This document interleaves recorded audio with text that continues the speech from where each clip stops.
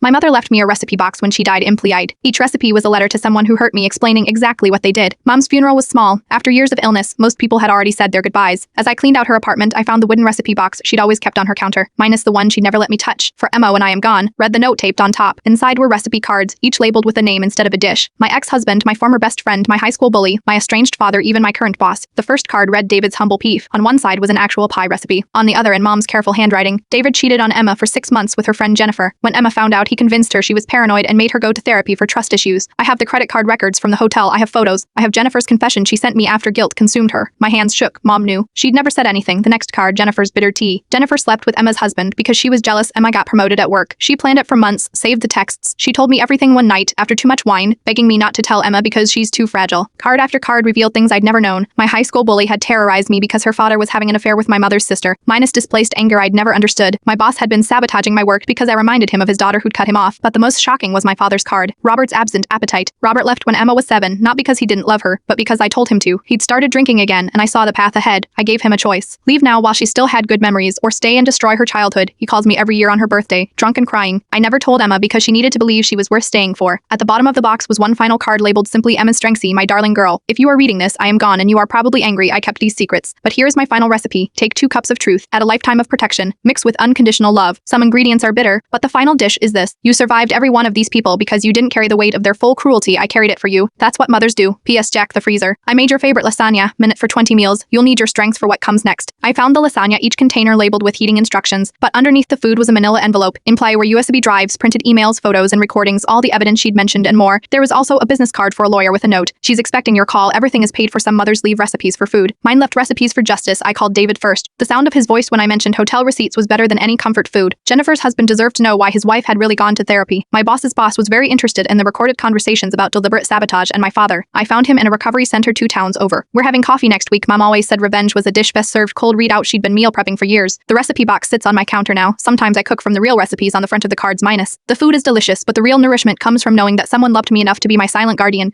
collecting evidence of every wound so that one day when I was strong enough I could choose what to do with it.